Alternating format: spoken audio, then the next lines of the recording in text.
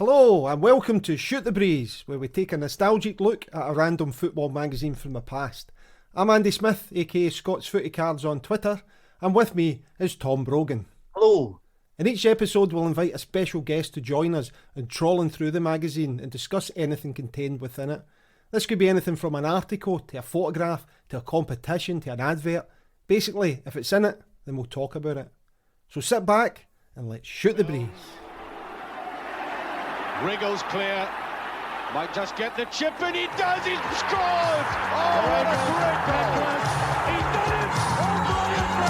Wiggling his way, that's an excellent ball, and Dini! It's a goal, that's four for Clydebank. Excellent play by Hughes. I think the player of the match, and sweetly finished by Penny. And this week we have a returning guest. It's Ali Begg, who is the author of Aberdeen European Nights. Welcome back, Ali. Thanks for having me back on, chaps. It's a pleasure to be here. Great to see you again, Ali. And how's things with yourself? How's the new relocation going on? Absolutely fantastic, Andy. We've been here now a year, very settled. Kids are doing really well in school. And it was just the perfect remedy for us to move to just beside Salzburg.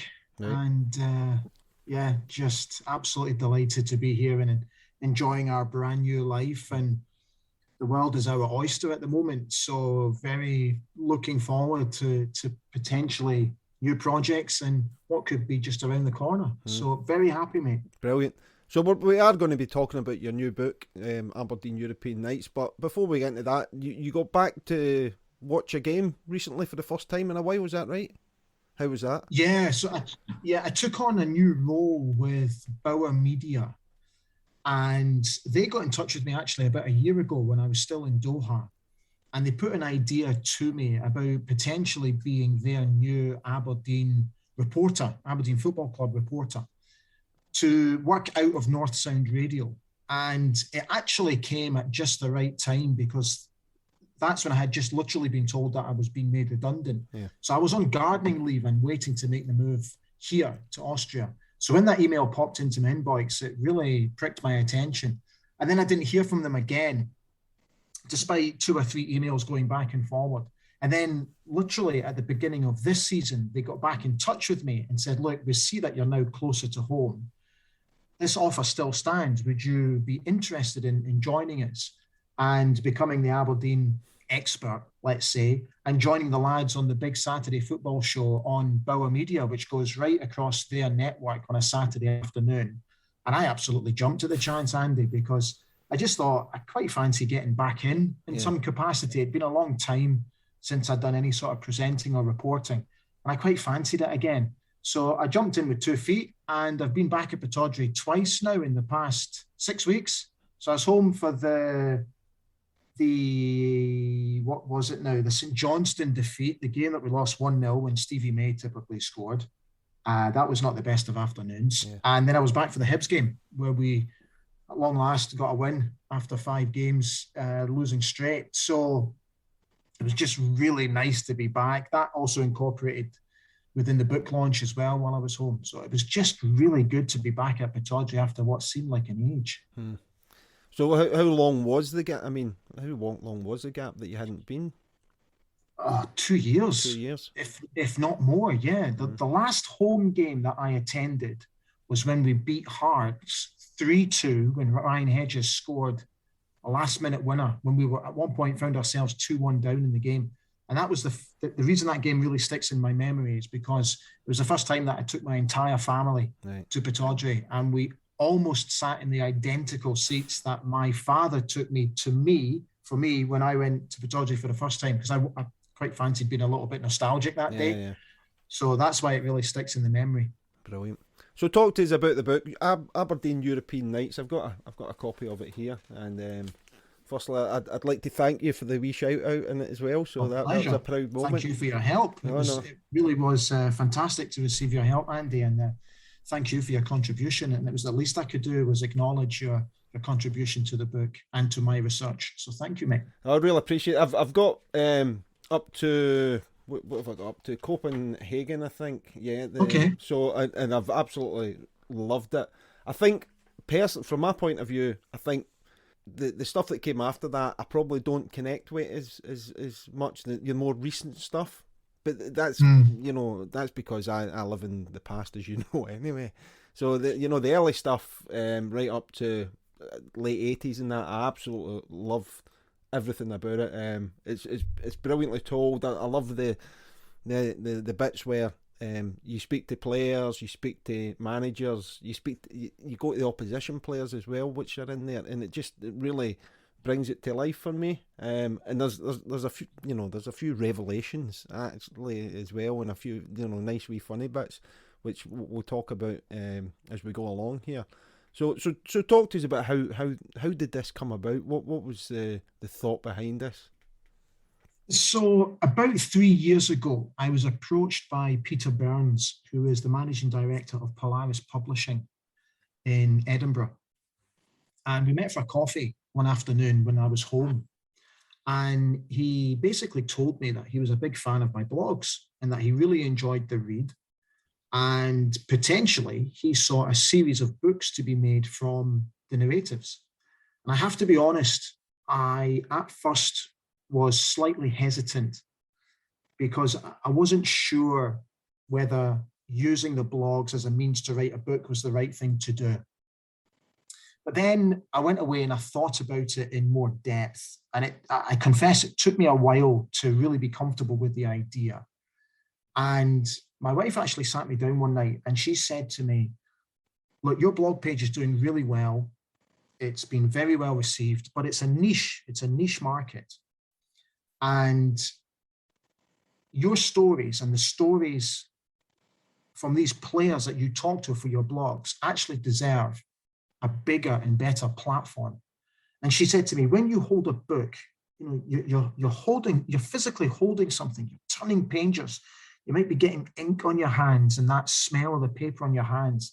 And it's something that everybody enjoys doing, is actually holding a book.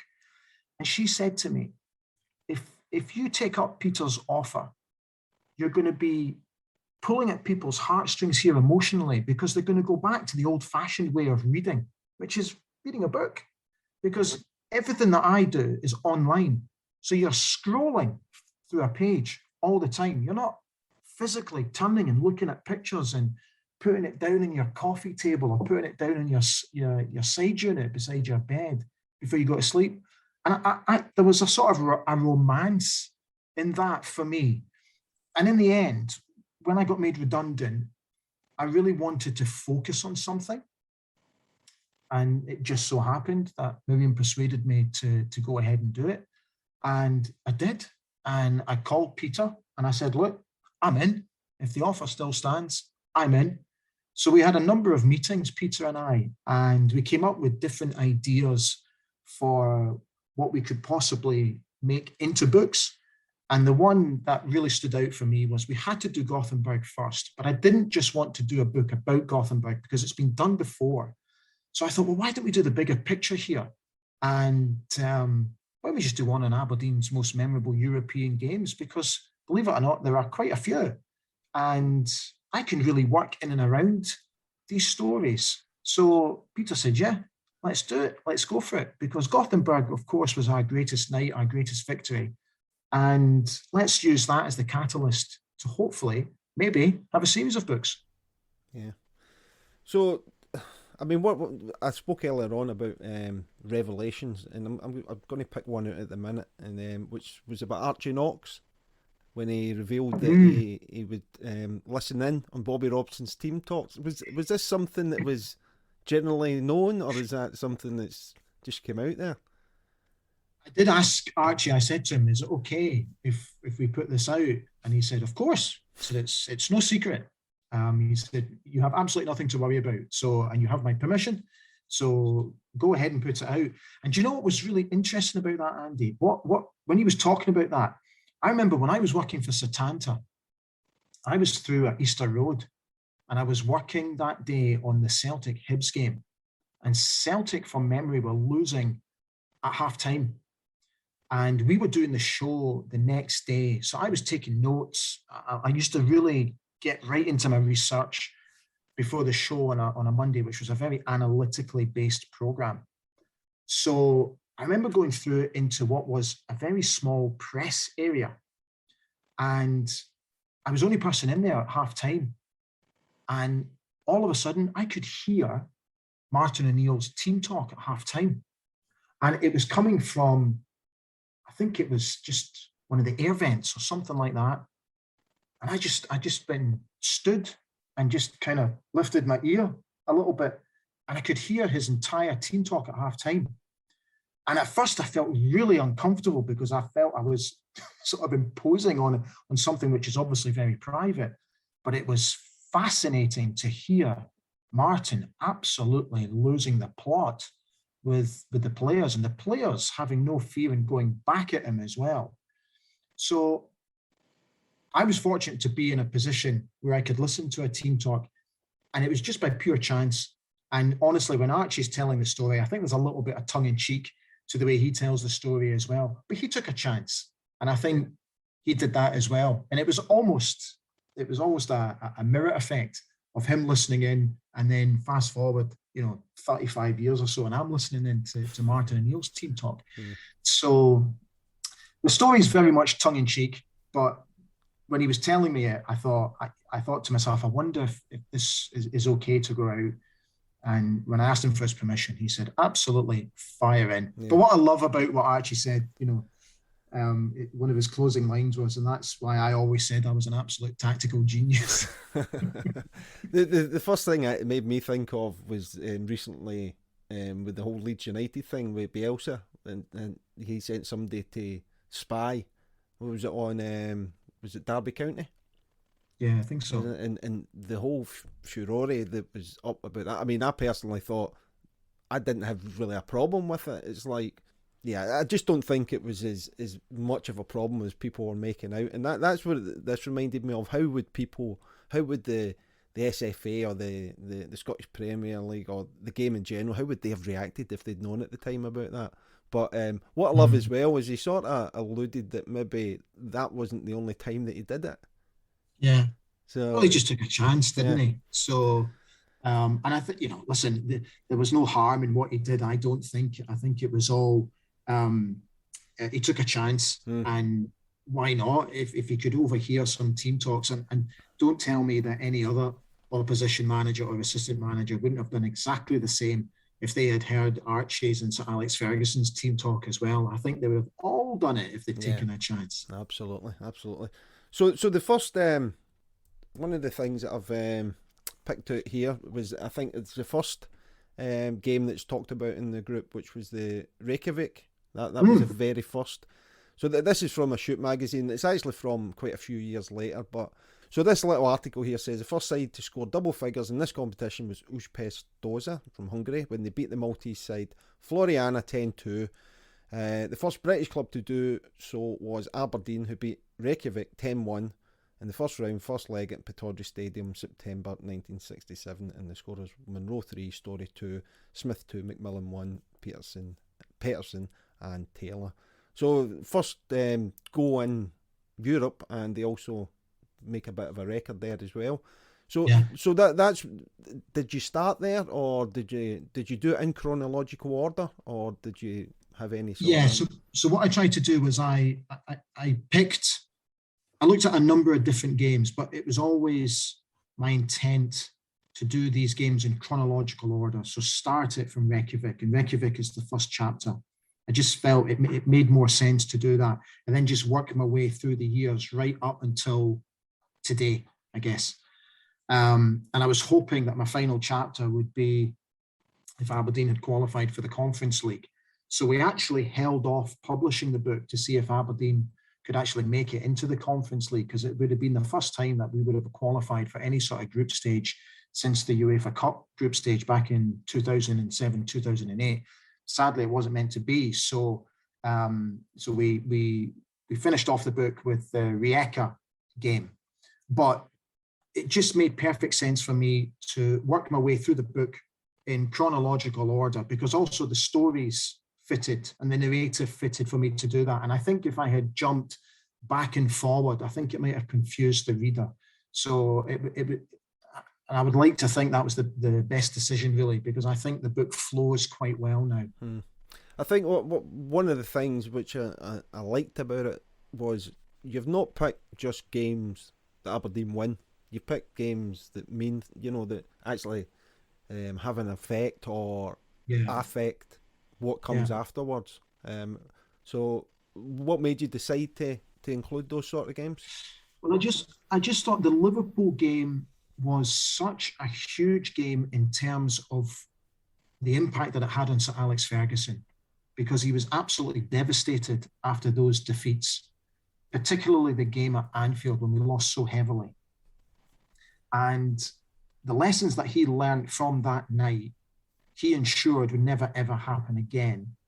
And all it did was instill in him a determination, a work ethic, and preparation to make sure that what happened ahead of those Liverpool games would never, ever happen again, because he said that everybody got distracted by this huge game, by this Battle of Britain, as it was called. And one man and his dog were talking about it. The tickets sold out within minutes of them going on sale. And there was such interest in the game that Sir Alex believes that it just became a bit of a circus, and it took away the players' focus. So the biggest lesson that he learned from that was no more distractions ahead of big European games. So, and he used it as a driving tool because he was so determined never to suffer a defeat like that again on the European stage that there was almost an animal inside him. It was like a wounded animal had come out of his belly. Yeah. And there was a fire inside him that made him even more determined to be successful. And look what happened only, 2.5, 3 years later. We win the Cup Winners' Cup. Says it all. Well, I think just the season after, that's when they met Ipswich, wasn't it? That's right. And just what I put up on the screen here is just before those games, and just a couple of quotes I've picked out, which, totally back up what you've just been saying. So Fergie says, confidence here is sky high. We've learned a number of lessons from our experiences last season, and we won't make the same mistakes again. That's a promise! !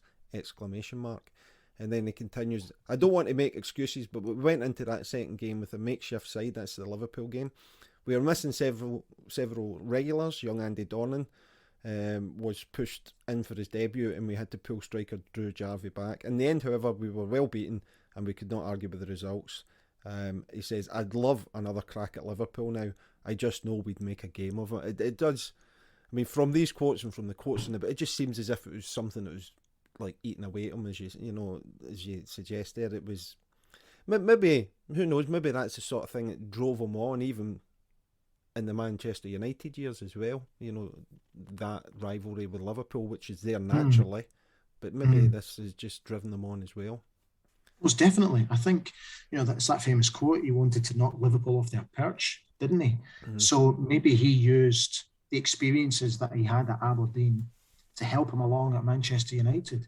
And he certainly did knock them off their perch, didn't he? Yeah. So just another wee thing I want to pick out from the book, and it wasn't a European adventure. I think it was a Bermudan friendly, was it? Tell us about the local Bobby. Yeah, they were, believe it or not, they were originally from Aberdeen. So Drew Jarvie told me that story because that chapter is, it's called Beyond the Iron Curtain, or Behind the Iron Curtain and Beyond. And because there were two great stories from Romania and when the boys went to Poznan to play in the Cup Winners' Cup as well. And I just thought if I can just take little snippets of some of the other experiences that the lads have had on their travels, then I thought I could just maybe incorporate some of those stories into that chapter as well. So Drew Jarvie tells me the story of when they went to Bermuda. They did a little bit of a world tour and they stopped in Bermuda to have a couple of games. And the guys that they were looked after were two local bobbies who so happened to be originally from Aberdeen and were now police officers in Bermuda. So it was actually two of them? Aye. I thought it was only one. That two's even more madder. That was brilliant. So while we're talking about, sort of the Ipswich game, you spoke to Paul Mariner for the book. I did. Yeah, I did. Well, actually, I spoke to Paul about 2 years ago now, 18 months ago. Right. So before, sadly, he got sick and he died, which was a real tragedy. I got very lucky that I was able to track him down, and he was absolutely charming. He really was. And I spent a good hour with him. This is when I was still living in Doha. Right. And we spoke over the phone. I sent him the questions up front, and his memory of both of those games was still very vivid. So I was able to get some really good nuggets from Paul, and I'm so grateful to him for being able to take the contribution that he made to my blog and then place it in my book. I actually texted him before he died, a few months before he died, and asked him if I could have his permission to use our blog. And he said, absolutely no problem at all. It'd be an absolute pleasure. So sadly, I didn't speak to him again afterwards. Then he died. So I really wish that I'd been able to speak to him before he died to thank him again. But his contribution to my book is, it's like what you said at the top, Andy. It just contributes to the interest. It's not just about the Aberdeen players and the managers and the coaches and the backroom staff and the players. There's other people involved in this narrative as well. And I'm hoping that by speaking to people like Paul Mariner and Johnny Metgood and these type of guys, that it will really prick the interest of many Aberdeen fans. Mm-hmm. On to the Bayern game, and it's there was a bit that you spoke about, and it brought me memories of when you were on the podcast where you spoke about your dad at that game, how it was the first time that you'd actually seen him really celebrate or lose control a little bit. Yeah, it was the first time that my first recollection of my dad really losing it was Hamburg in the Super Cup in the second leg at Pittodrie when Mark McGee scored the second goal. Absolutely went nuts.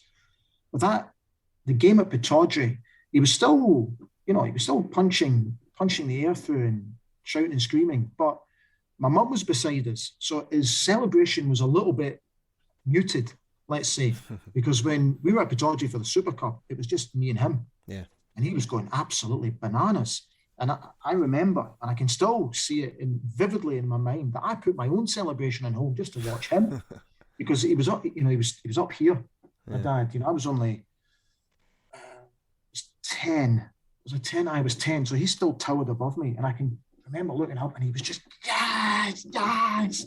And at the Munich game, he was giving it that as well, but not so animated because my mum was there, and he was kind of holding. I remember he was holding my mum with his left arm sort of around her shoulder, and he was sort of doing this, punching through with his right arm.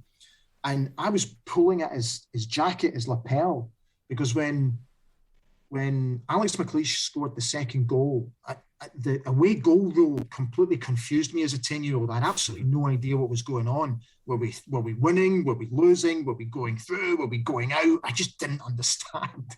And then when John Hewett scored 30 seconds later, I was even more confused. And I was pulling at him going, what's happened? What's happened? And he's going, we're winning, kiddo. We're winning. We're going through. And it's just something that I've never, ever forgotten. And to be honest with you, I don't think I ever will forget. And that night was particularly special because we were sat just above the tunnel, just a little bit to the right, about 3 or 4 rows up from the tunnel entrance, and about just a little bit to the right. So I could see up close and personal all the lads coming into the tunnel after their warm-ups, and I could see them going back out. And I can remember the lap of honour, and I can remember Fergie running down the track at full time because the vantage point was just so... I felt so close I could almost touch them.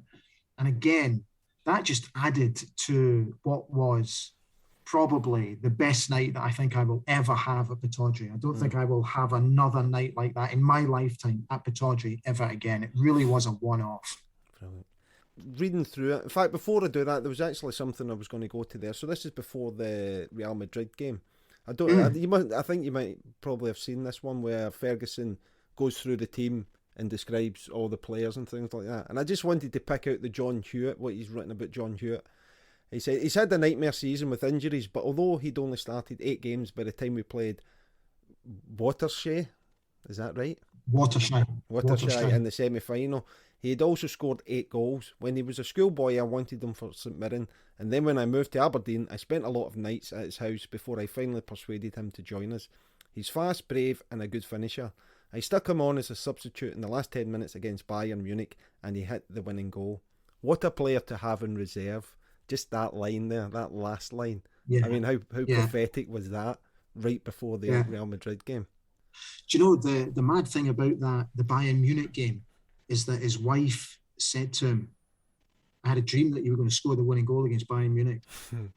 And if you watch the footage, as he's running, after all the celebration has sort of calmed down and he's running back for the restart, he looks up into the stands and he just blows a wee kiss. Yeah. And I asked him, I said, who are you blowing a kiss to? And he said, my wife. And he told me that story. And, I was only with John a couple of weeks ago for the launch of my book. And it was fantastic to have 5 Gothenburg legends there. And I'm very lucky, and I don't know why I've been so blessed, but these guys are all my pals. Yeah. And, I hadn't seen them for a good 2 or 3 years now. And John came over and he just grabbed me and he gave me a really tight hug. And it was just really, really good to see him, as it was all the guys. But there's just something about when you're holding John Hewett, it's like, mate, I just love you. I just love you, for what you did. Yeah. And it's just, he gets emotional every time he speaks about it. And he really was a fantastic player, John. When you watch videos of him, and I've collated a few of his goals recently, and some of the goals he scored, dearie me, he scored some absolute belters. And I think he was also quite underrated, John. There was a Parliament put a tweet out the other day asking for the most underrated players at Aberdeen, and there were guys like Bobby Connor and Brian Grant, these type of guys, Billy Stark. And I was like, where's John Hewett in that list? Because I think, John's a legend. Of course he's a legend, and he always will be a legend. But I also thought he was slightly underrated as well. What a left foot he had on him. And what a diving header he had on him. And what a leap in celebration he had as well. The worst celebration ever, or the best. Yeah. I think, Ali, you could say that for a lot of the Aberdeen players. We're such a great team. There's so many guys that maybe didn't get that sort of international recognition or didn't play as many games for Scotland as they should have. You look at guys like Doug Rugby, Eric Black, and then you look at Peter Weir, gets 6 Scotland caps. I think Peter Weir is a terrific player. Like for such a dominant team that Aberdeen were, it's remarkable that they didn't have, but they reformed basically the nucleus of the Scotland team for a few years. Doug Rugby was capped once. John McMaster, who had the best left foot in the business, never got a cap. Yeah. Scandalous. Yeah, it's surprising considering how strong Aberdeen were all through the team in that year. Did Doggie Bell get any caps? It's a good shout. I'm not 100% sure. See, the reason I ask that question, something, as I was reading the book, I'm thinking, because Doggie Bell just kept coming up and coming up and coming up, and I'm thinking, was he an unsung hero? Was he given the credit? And then the story, which I loved, about the Watershay player in the taxi. Was it that one? I loved that. So tell us about that one, because that's a great little anecdote. So a friend of mine who he got in touch with me via my social media pages. He was a taxi driver in Aberdeen for many years, and he told me the story of picking up a guy that flew in who was working in the oil industry at the time, and they just got chatting, and it turned out that he used to play for Watershay, and he played against Aberdeen in the Cup Winners' Cup semi-final. And the manager of Watershay at the time had fairly done his due diligence on Aberdeen. And Lars Gudmundsson, who was their centre forward, who also contributed to my book, he told me that they did the homework. They were watched very carefully, and they were well prepared for Aberdeen. They knew what to expect, but what they weren't expecting was, and I quote, fucking Doggie Bell. Brilliant. I love that. Dougie came in, and was absolutely sensational in the first leg at Pittodrie, ran the show and ran the poor Belgians ragged. They had never met a player like Doggie Bell, who was the type of guy who would pick a ball up and he would stick his chest out and his shoulders would go back and his chin would go up and he would just run at players directly. And they just couldn't cope with him. And it was Dougie who set Pittodrie alight that evening, set up the first goal, was instrumental in the second goal, and was just absolutely fabulous throughout. So they weren't ready for him, that's for sure. Yeah. Listen, I hope you don't mind me giving away all these little nuggets from the book. I mean, not at all. Not at all. In which case, let's talk about another Archie Knox story where he's going to spy on Real Madrid and he's sneaking into the ground and he gets chucked out and he has to sneak back in. That was so funny when Archie was telling me that story. Honestly, I had tears coming down my face. It was so funny that in the end they mistook him for Billy McNeil. They thought, Real Madrid thought Billy McNeil was coming and not Archie Knox. No, I beg your pardon, Valencia thought Billy McNeil was coming and not Archie Knox. And the sequence of events of him trying to get into this game to watch Real Madrid ahead of the Cup Winners' Cup final, and just all the stories that go with it of not having tickets, trying to get tickets, trying to get on the team bus, missing the team bus, trying to organise a taxi to the stadium, and then the taxi got stuck in traffic and he had to tail it on foot up to the stadium, having to speak to police officers, explain who he was, show his passport, all this kind of stuff. And a policeman eventually took pity on him and sort of sneaked him into the ground, and he managed to make his way up into the terracing and was able to watch some of the game. He also watched Real Madrid a few times on Spanish television. He was able to sort of collect notes by watching them on Spanish television as well. So Archie really did his homework, as he did on all of our European opponents. And I was really lucky to be able to get my hands on some of the dossiers that he wrote up. Him and Sir Alex wrote up about players from Bayern Munich, players from Watershire. So that, for me, those were real nuggets which I was able to add to the book. I was going to talk about that, because if nothing else, just those dossiers and the information is worth it for the book, because the detail that goes into and the insight and the thought is absolutely, because I mean, I like to watch the game, I like to follow the game, but when I read those sort of things, it then makes you think, Christ, I don't pay enough attention, or it doesn't. I don't see what they see, because I'm sure a lot of the games they wouldn't have had recordings of that. So this would have been notes they would have taken at the time, and it's absolutely fascinating. Yeah. For me, it was when the dossiers are readily available online, right? But you've got to really work hard to find them, and I had to work hard to find them. And I also was very lucky that Neil Simpson provided me with a couple of the dossiers as well. So he said to me, look, you can have my permission to use them, absolutely no problem at all. And sadly, he couldn't find the ones that they got on Real Madrid. And I asked a few of the players if they'd still got them, and none of them had, which was a real shame. So the dossiers from Real Madrid, unfortunately, don't appear to exist anymore. Right. But what I got from Bayern Munich and what I got from Watershire, I used as part of those chapters to make the reader understand how Sir Alex Ferguson and how Archie Knox prepared the team for those huge games. And when you read them and they pick out each individual player, their strengths, their weaknesses, what to work on, and the way that they play as a team, the way that they play as a unit.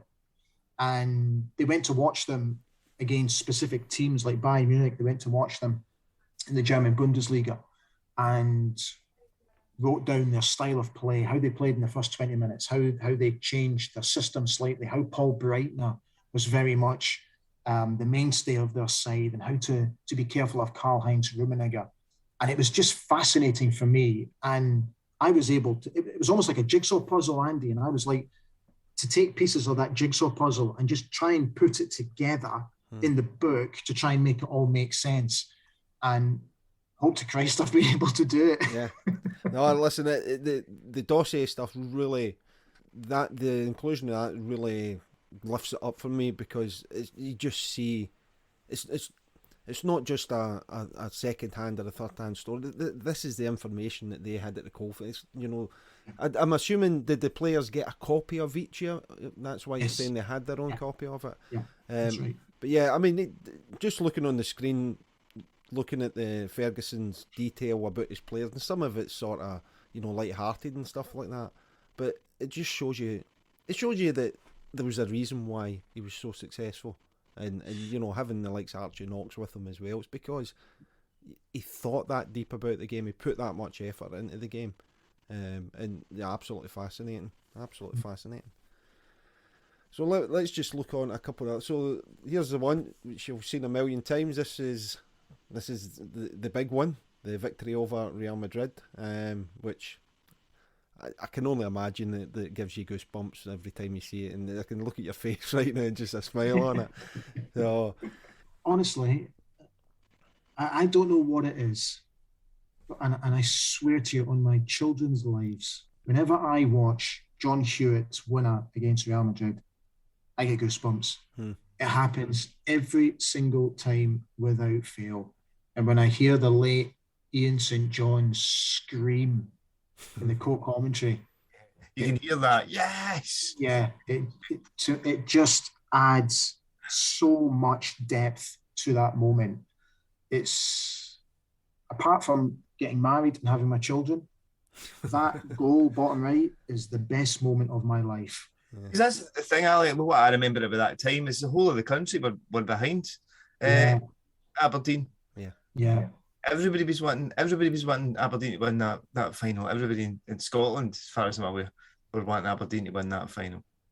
It's funny, Tom, I've spoken to so many people from so many different backgrounds and teams that they support, and they've all told me exactly the same. Yeah. They desperately wanted Aberdeen to win that night. Yeah, it was a big night, especially maybe with people from my dad's era, who was a Celtic supporter, you know, and watched Celtic win the European Cup, and I guess Rangers fans is watched Rangers win the Cup Winners' Cup kind of thing. Here it was coming again, a Scottish team going in Europe, and especially with it being Real Madrid. And the thing about it is, now you look at it now, it's not like a European final. It's, you know, it's a horrible wet night. It looks dark. There's empty terracing. It's just not like you see a European final now. Yeah, it's so different now. It's a pantomime now, isn't it? Yeah. Cup finals these days are events, and I think that takes something away from the actual football match itself.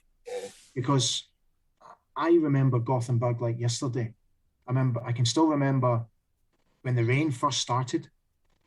I remember we had to take shelter in a shopping centre because it was coming down that hard.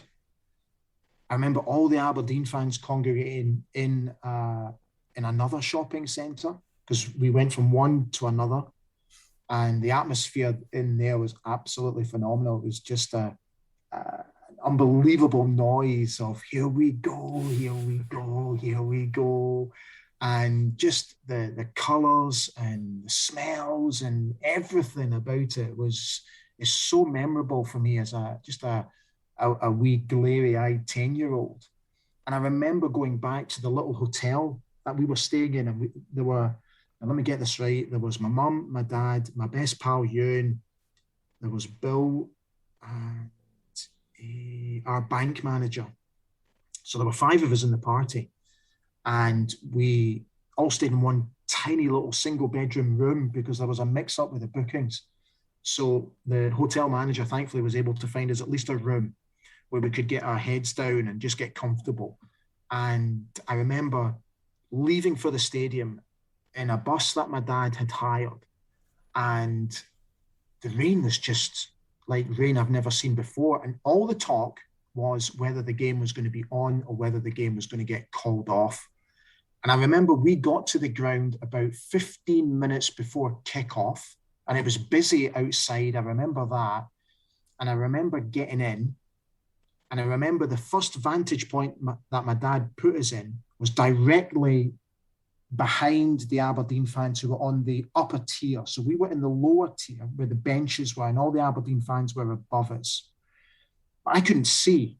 There was some fans stood in front of us, and I couldn't see anything at all. So when Eric Black hit the bar with a scissors kick, I only saw the ball coming off the bar. I didn't actually see Eric Black doing the scissor kick. So I remember saying to my dad, I can't see. And I remember feeling quite angry about it that I couldn't see. So my dad eventually took a hold of us and he moved us a little bit further down and a little bit to the right. So we were now literally right in the middle behind the Aberdeen fans and a little bit further down. So when John Hewett scored that goal, we were almost in line with that byline, if that makes sense. Yeah. So that's where we were for the whole game. So we were totally exposed to the elements and we got absolutely drenched. We really did. And it was cold and it was miserable. And my mum encouraged my best pal, Ewan, and I to just stamp our feet, clap our hands, sing the songs, and just try and keep warm the whole time. And eventually she disappeared and came back. And now in that picture, John Hewett scores the winner. If you look behind in the crowd, you can see some guys dressed in yellow, right? And if you look just above the 4 or 5 guys that are dressed in yellow, you can see another sort of shadow of yellow. Those were rain macs. My mum went away and bought 5 rain macs for us to all wear during the game. And honestly, it was like someone had put a marquee on me. This thing was enormous, but it kept me warm and it kept me dry. And that's when I really started to come into my element, because that's when I really started to enjoy the game, because I wasn't feeling as cold or as miserable. Yeah. But you're right, Tom. I remember coming out and seeing the opposite side almost completely empty, the side where the teams came out of the tunnel. It just appeared completely empty. And I remember looking over to my left because I could hear Manuel, the drummer, the famous Real Madrid and Spanish drummer. His name was Manuel. I remember looking over and thinking, where were the Real Madrid fans? There were hardly any Real Madrid fans there at all. And I said to Dad, where were the Real Madrid fans? And I think he was just as baffled. There must have been less than 3,000 Real Madrid fans there that night. And they were just sort of over to the left-hand side as the stadium sort of goes round. And then this whole part with just a few people scattered about left, right and centre. But it was a real shame that the television pictures weren't on the opposite side, because if it had been on the opposite side, you would have just seen this sea of red and white colour, which would have really lifted it as a spectacle, I guess. So I have, it's kind of a shame. But to be honest with you, for me, it adds the whole atmosphere and the way it was and the rain and everything just added to the romance of that evening. I'm a bit surprised about the lack of Real Madrid supporters, considering, and you wouldn't, God forbid for Real Madrid this would happen nowadays, but they hadn't won anything for years, had they? I mean, they lost to Liverpool in 81, the European Cup final, but I don't think they've won anything since the glory days. Was it 15, 16 years or something like that? Yeah. They hadn't won anything, and they're in a final. Yeah. So that's just absolutely incredible that there was so few there. I mean, maybe the weather, but you think you wouldn't have known about the weather when you set off, would you? So if once you're there, you can still go. Listen, it only started raining on the afternoon, only about 5 or 6 hours before kick-off, because the boys had a light training session at the stadium in the morning, and it wasn't raining then. And that's when they all went back to the Farzat Hotel and for their afternoon nap, or to relax, or whatever the guys did before the game. And that was only when the rain really started. So nobody could have predicted the rain. And I'm not sure if it was I'm not sure if it was in the book. You can let me know, or if I've read it somewhere else. But they lost everything that year, didn't they? They lost in the last game of the season for the league. They lost the Super Cup. Yeah. They lost the cup. They lost absolutely everything. Yes. Yeah, so because I was very lucky to have spoken to Johnny Metgood, who was in the centre of defence, played as a sweeper for Real Madrid. And I was able to track Johnny down to Dubai, and he gave up an hour of his time to talk to me about the game for the book. and John was utterly charming. He was such a nice guy. And again, the memory of the game is very vivid in his mind, and he was able to bring it to life for me from a Real Madrid's perspective, because I've tried desperately hard over the past few years to speak to somebody from Real Madrid, and just not been able to get a hold of anybody. Yeah. And when I have been able to get a hold of people, that request has fallen on deaf ears. But when Johnny said he would speak to me, you have no idea the excitement I felt when that message popped on my phone and said, "Of course, Ali, I'll be delighted to speak to you." And he was brilliant. And it was Johnny. So you might have read it from Johnny, where they lost every single major cup final and the league that year. So that was a particularly difficult year for Real Madrid. But what he told me was fascinating stuff. Sounds like the Hearts of Spain that season. Yeah. And on the final, again, Gordon Strachan's always good for a bit of amusement or a bit. He says he's only watched it a second time relatively recently. Honestly, when Gordon became the manager of Celtic, I was absolutely made up, because he was one of my heroes, now the manager of Celtic Football Club, when I was working for Setanta. And I remember trying to break the ice with him in our first ever interview in a small meeting room round the back offices at Celtic Park. And I tried to engage him in chat with Aberdeen, and I could tell straight away that there wasn't really any interest there to talk to me about it. And I wonder if my tactic was a little bit too early in the day to talk about Aberdeen when he's just been appointed the new Celtic manager. But eventually, when Gordon and I got to know each other, and he could see that he could trust me, and I had absolutely no agenda at all, he eventually started opening up to me about his time at Aberdeen, and said to me that he's only watched the game back once. And it was on a day off. I think he said it was a rainy day, didn't have much to do. And he just decided to stick it on and have a look. And the first thing he did was call Big Alex McLeish, and say to him, "Do you know what? We're not a bad side, were we?" And to get that sort of stuff from Gordon, again, it's very special. And because Gordon was absolutely magnificent for Aberdeen. He was instrumental in so many of our amazing victories against Ipswich, against Bayern Munich, against Real Madrid. And to get his thoughts on these big games as well, again, was very special for me. Was there any games that you maybe wanted to include, but just couldn't, or anything about any of the games that you did include that you struggled to get information about, or struggled to get what you wanted for? I was hoping to get more from Bayern Munich, the 1983 team. So I put in a couple of requests to speak to Karl-Heinz Rummenigge, but unfortunately that fell on deaf ears. I put in a request to speak to Uli Hoeneß, but again, the request was knocked back. I tried a couple of other avenues, but just didn't have any luck. Tried to track a couple of players down, but really didn't have any luck trying to get a hold of any Bayern Munich players from that era. So I was really quite disappointed that I wasn't able to get them. But, you know, that's just the nature of the beast. Sometimes you have a little bit of luck and sometimes you don't. And difficult though when you're asking them to speak about a defeat as well, you know, maybe know something they're rushing to. Yeah. I've forgotten about it kind of thing. Yeah, I did wonder that. And I did try to explain why I wanted to speak to them in my initial... Yeah, not to rub it in, but... Yeah, exactly. It was like, look, guys, I'm not wanting to stick the knife in the ribs here, but this is what I'm doing. And I would like to come at it from a certain angle. And, you know, there's no Mickey taking. I'm not looking to make fun of you or anything like that. This is a serious book, and it's got serious connotations here.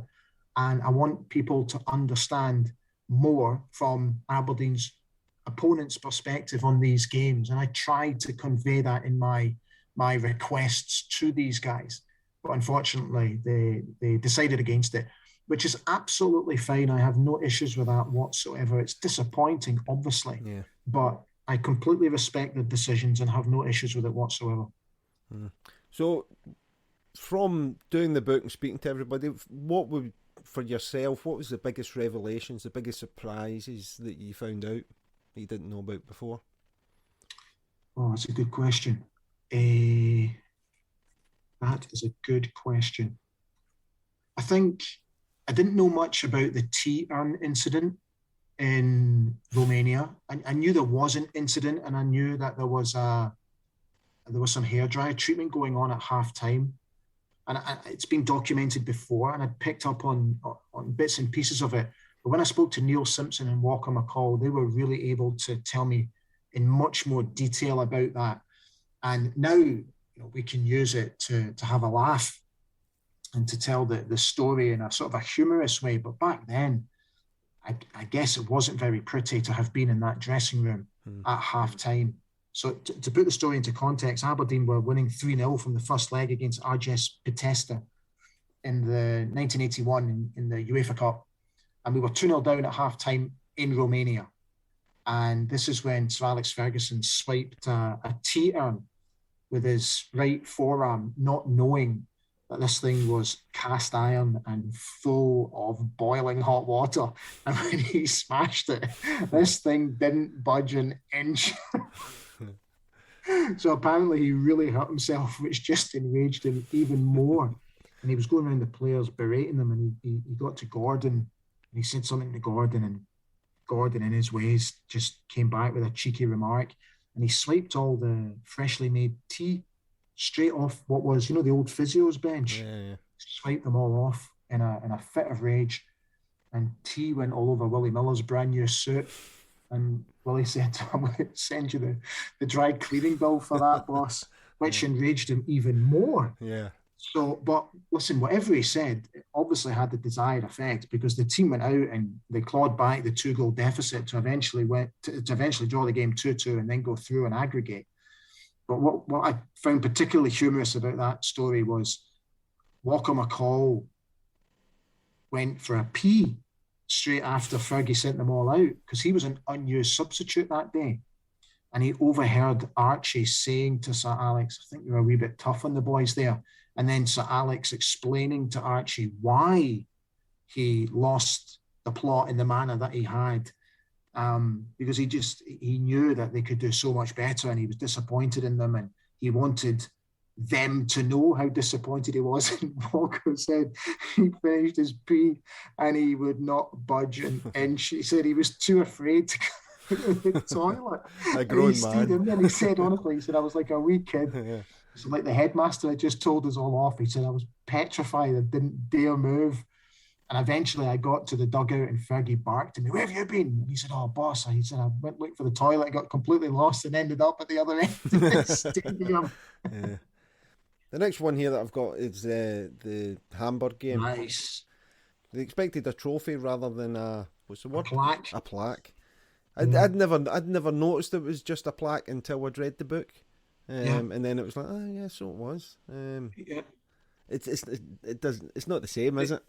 No, and I think that I don't know why, but it kind of took the shine off the gloss slightly. Mm-hmm. Because if they were handed a trophy and they had to walk up the little steps at Pittodrie and just like what they did at the Driver Cup final back in 1971, I think it was, if they'd done it that way, so the whole stadium could see them lifting a trophy, I think it would have added much more to the occasion. But the fact that they were just presented with a plaque on the field of play where nobody actually knew what was going on and everybody was a little bit confused, I think took a little bit of gloss off it. But still, it's the Super Cup. Well, yeah.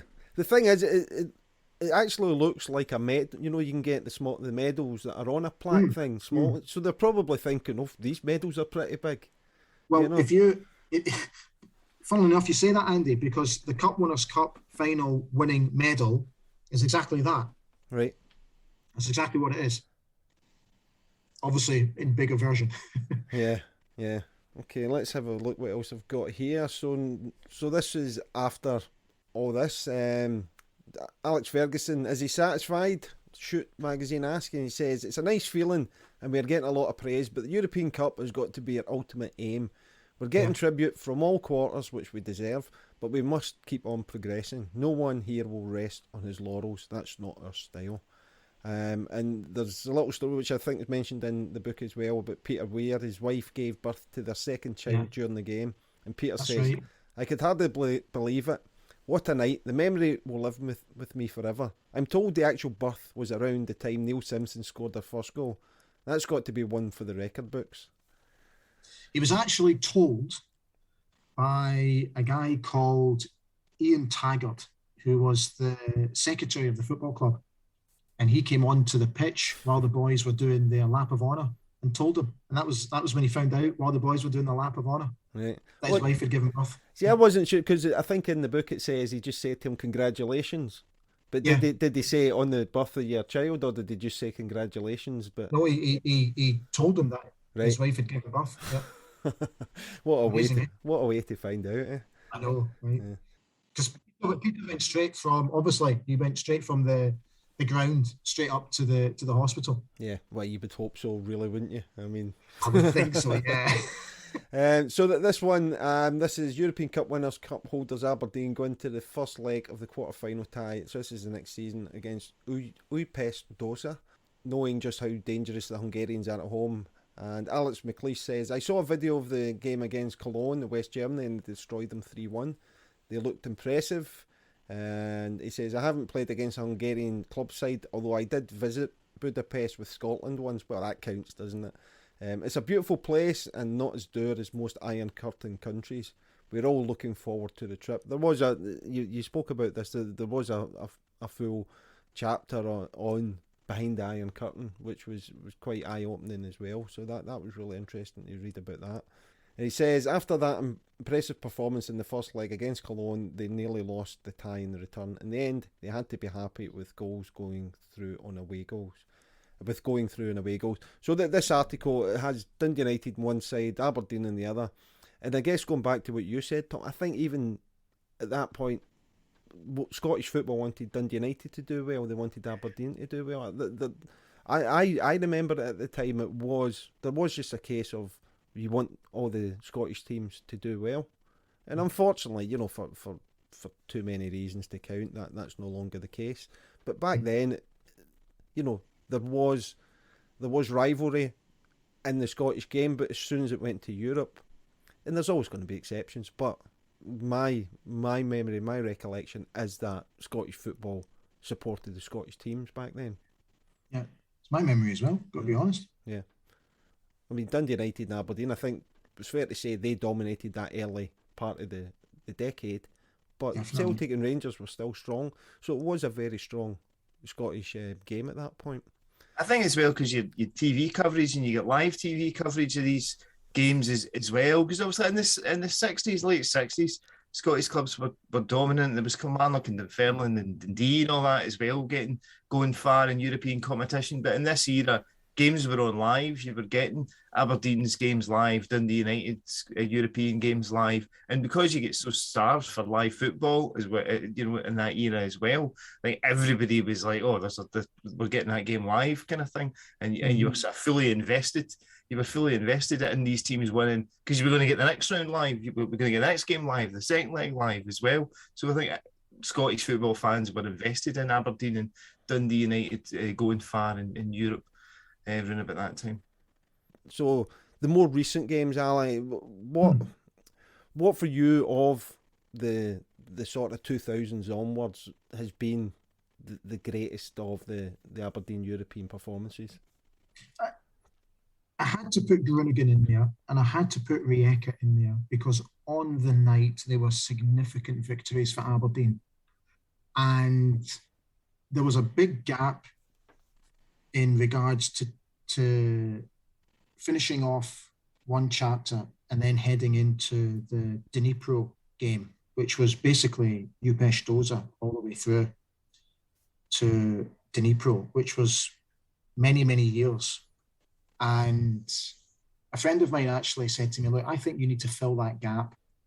Now, you don't have to write chapters about certain games, but if if you can find a pattern to why we didn't qualify again for group stages or get past the first round of any European competition, see if you can find a story. And that's exactly what happened between right at the beginning of the book. So there was a big time gap between Reykjavik and Austria Memphis. So from 1967 all the way through to 1980. And we played some really big games in the 1970s. But I thought, if I get wrapped up in all of these games, all of a sudden, I'm going to have an encyclopedia here, not just a book. And I wanted to keep it short and punchy and snappy. I didn't want the reader to get too lost. So I called upon the memory of Bobby Clark, who has the most astonishing memory for real fine details. And Bobby and I recollected the 1970s and the big games that Aberdeen played in the 70s. Your Honveds and your Fortuna Dusseldorfs and your Borussia Mönchengladbachs and your Juventuses and these type of games. And just take little lines from each game and just memories of Bobby and just chuck them in here and there. And we found a nice little pattern. Aberdeen, after Reykjavik, didn't really get past the first round up until Austria Memphis. So there was a pattern. And then fast forward to the mid-90s and the mid-80s and the 2000s. Again, we didn't get past the first round in any European competition. So I called upon the memory of Stuart McKinney, who played in the majority of these games, and asked him very much what I asked Bobby. Why did we not get through? What was the issue here? What was the issue there? And we just went through, not every single game, but a game here and there, just games to evoke the memory. And all it was a sentence. That's all we did. And for me, it just filled a nice little gap. And it meant that I was able to keep the book flowing nicely in chronological order. And eventually I was able to get us to the Dnipro game, which obviously led us to the UEFA Cup group stage in season 2007-2008. Now, by that time, I was getting on. My memories as a child were, not fading, but were getting further and further away from me. And before I knew it, there was a new generation of Aberdeen fan. And I felt that these fans deserved their place in the book. And the players that played in these games deserved a mention in the book as well. And I've been very lucky to have called upon current players, Andrew Considine and Niall McGinn, who played in Groningen and Rijeka and are still part of the first team squad now, and call upon them to describe these games and really get it from inside the dressing room in comparison to how your Willie Millers and your Neil Simpson and John Hewitts and your Gordon Strachans prepared for their big European games. And I found that also really quite fascinating. And what I particularly enjoyed was talking to Tony Docherty, the Doc, who is Derek McInnes's assistant manager. And the Doc was absolutely magnificent. He gave me over an hour's worth of content from a book where he talked about the preparation from their side going into the games against Groningen and going into the games against Rijeka. So now I'm getting it from the coaching point of view, which again, for me, just added to the depth of the stories.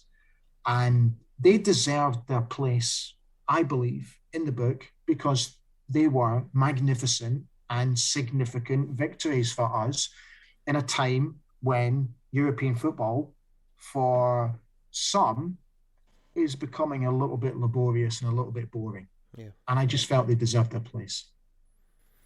Okay, great stuff. Let's talk about where people can buy the book. So where's the best place to get this?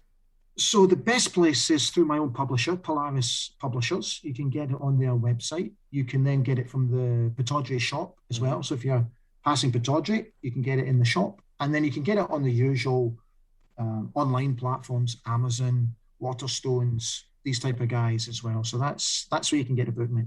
So is there going to be an audiobook? Do you know, you're not actually the first person to have asked me that. And we did think about it. And I got to be honest, I'm still kind of undecided about it because to do an audiobook actually takes a lot of effort and it takes a lot of time. And it's something I'm still very much considering, but at the moment we've just put it on the back burner. If I find that my time is a little bit more invested in it, then we will seriously consider it. But at the moment, it's not a no, but it's not a yes. It's one of those questions that I used to ask your dad. Dad, can we go to the football tonight? And he would always say, "We'll see." So it wasn't quite a yes. It wasn't quite a no. Yeah. So to answer your question, we'll see. Beautifully done. So let's talk about a volume 2. And not necessarily a European thing, but there's enough there for Aberdeen surely to do. Yeah. So I've also been thinking about, right, what should we do next? Now we've won the league a few times, a handful of times. We've won the Scottish Cup a handful of times. We've won the League Cup a handful of times. So can we make that into a book? I don't think winning the league titles as little as we've had is enough to sustain a book. Maybe a pamphlet, but not a book. So the Scottish Cup stories are really interesting. I think we could get something out of the Scottish Cup and the League Cups, because there's really interesting stories to them, which I'm currently looking at. But the next book will not be out for a while yet. It's still very much in the planning stage, still very much at the talking stage, and we're still very much chewing the fat over that and bouncing ideas off each other. Because the next book, it's like I go back to my old boy band days, Andy. The next book's got to be better than the first book for people to really jump on the bandwagon here. Yeah. I made that horrible mistake back in the day. So one of the things I'm looking forward to, because I'm fascinated by what I've read about it, you're doing a blog with Martin Buchan. Yeah, I'm literally translating that now. Right. So I spoke to Martin Friday afternoon, and he was absolutely brilliant. So I spoke to him for an hour, and he was just sensational. So interesting. Martin is actually, I've met Martin twice when I was working at MUTV. Met him at Old Trafford, and he came over and we were chatting away and talking about the Dons and living in Aberdeen and growing up in Aberdeen. And then I just lost contact with him. I'd not spoken to him for many, many years, and I had no idea how to get to him.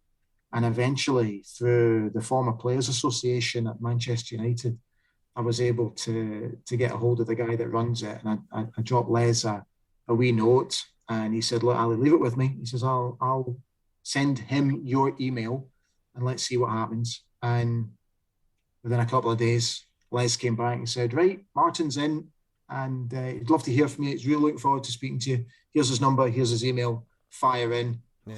Honestly, it was like a wee kid that morning. So he was absolutely brilliant. He really was. So I'm hoping to get that out before the weekend.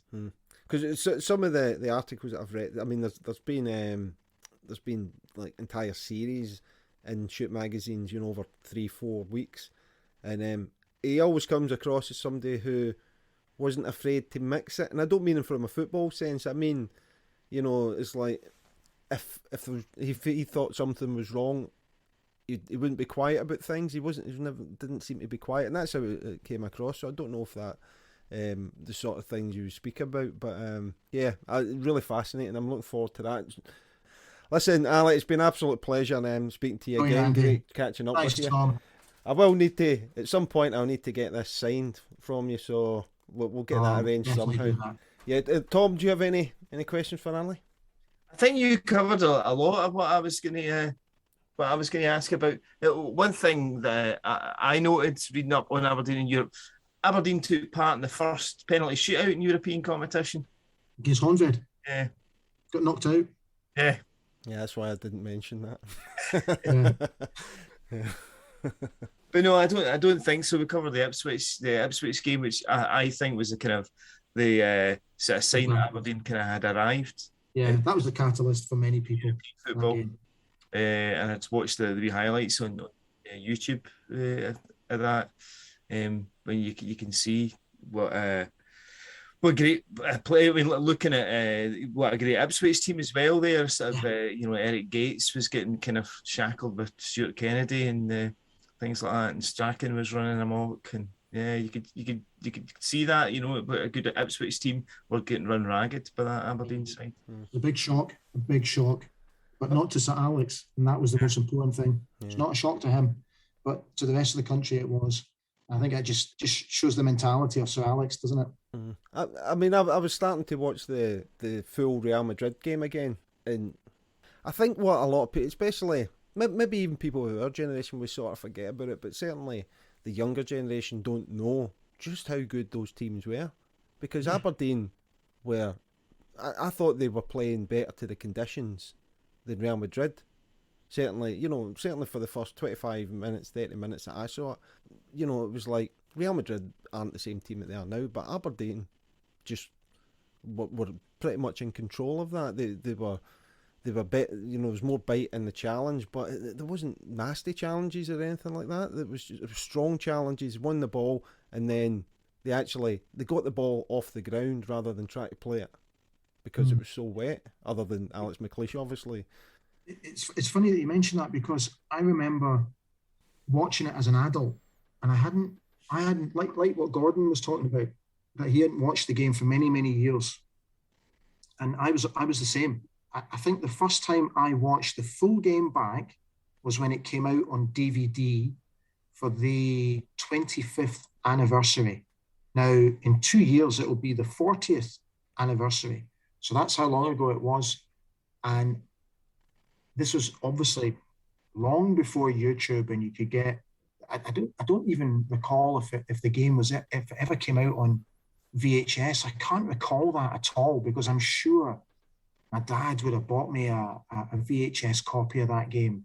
So I could be wrong, but I'm convinced there was never a VHS copy of the game. So the first time my memory of sort of VHS era is they would put out highlights, I think. Yeah, right. But I don't think we would ever put out the full match. Yeah, there was I remember getting a VHS. It was called Glory of Gothenburg, and that was just obviously tracking the story of us winning the Cup Winners' Cup, but not the full game.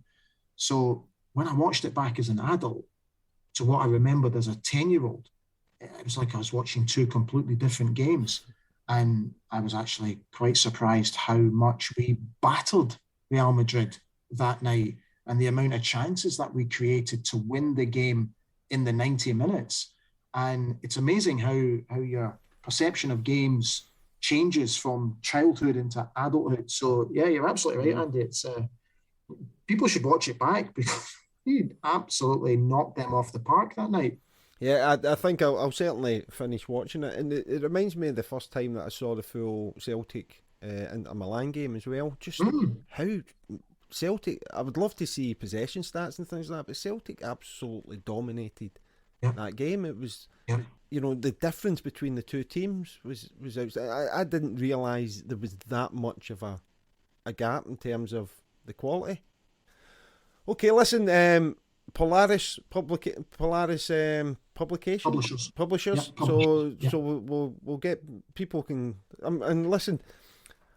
You don't have to be an Aberdeen supporter to enjoy this. You just need to be a football fan. It's absolutely true. I mean, sorry, who did your illustrations in the book? So his name is Dolly Digital. So most Aberdeen fans will know Dolly on Twitter, and Dolly does all the animations for Aberdeen Football Club's match day program. So just through making the natural connection through that, got in touch with Mark one night and said to him, look, how'd you fancy a wee project? And Mark was absolutely thrilled. And he gave us a load of different ideas, and eventually we settled on the ones that are now in the book. And I'm absolutely over the moon with what he came up with, because I think it's just, again, added to the depth of the book. So Dolly Digital is his name. Yeah, I've seen a lot of Dolly's work, and it's excellent stuff. Excellent stuff. He's a good lad. Talented boy. So there we go. Is it available in softback as well? Is it just hardback? So just hardback at the moment. So what we're going to do, if we're fortunate enough where we might have to do a reprint, then we'll do it that way. But at the moment, it's just in hardback. Okay, just in time for Christmas as well. So yeah, highly exactly. recommended. There we go. Aberdeen European Nights. Thanks, Andy. Get it bought. Listen, thank you very much, and look forward to the Martin Buchan blog as well. We're looking forward to that. And Brilliant. Good luck with the new role covering Aberdeen as well. That's nice. Yet another dream come true for you, no doubt. I know, it's unbelievable. I did this just very quickly. I did the show last week when Aberdeen beat Hearts, and Ewan Cameron is one of the co-hosts, and Ewan and I always like to have a really good laugh. And he said to me, "You're supposed to be unbiased. You're supposed to be reporting professionally from these games." And I'm going, "No, I'm not. No, I'm really, really not. Everybody knows I'm an Aberdeen fan. Everybody knows Aberdeen is my passion. And there will be no unbiased thoughts on today's game." Brilliant. Listen, you take care. And you guys, thank you so much for having me on. No, listen, it's an absolute pleasure. And we'll speak to you again soon. Definitely. Take care, guys. Cheers, Ali. Charity partner this season is the West Dunbartonshire Community Food Share. This is a charitable organisation that provides various services and support to the local community, including the following: a school uniform bank, school holiday brunch bags, food provisions, Christmas toy bank, cooking and growing lessons, and a baby bank. They provide essential support to the local community in supporting individuals and families, and we will be looking to support them in any way we can through the podcast. This will include drives for donations of food, money and support in the form of volunteers. We will also be raising awareness of the group to highlight the work that they do, but also to ensure that families and individuals who can benefit from the group are aware of these vital services. You can follow them on the West Dunbartonshire Community Food Share group on Facebook or West Dunbartonshire Community Food Share.co.uk for the website, and that's West Dunbartonshire with an N. You can also donate through our Just Giving page for the charity at justgiving.com/fundraising/shoot the breeze, one word. Also keep an eye on our Twitter accounts at shoottb_podcast and at Scott's Footy Cards for updates and news on our charity partner. We'd like to say a special thank you to Pete Wiley of the Mighty Wah for the use of the Story of the Blues in the music for our show. You can catch up with Pete on petewiley.co.uk, where you can check out the details of upcoming gigs and new music. We'd also like to thank our producer Diane Jardin for her great work and support on the podcast. Please check out transmissionroom.co.uk, where you can book music recording and rehearsal facilities in Clydebank. Please follow us on Twitter at shoottb_podcast. You can get us on YouTube and in your favourite podcast app by searching for Shoot the Breeze. For now, thanks to Tom for being Tom and for you for listening. Until the next time, let's shoot the breeze.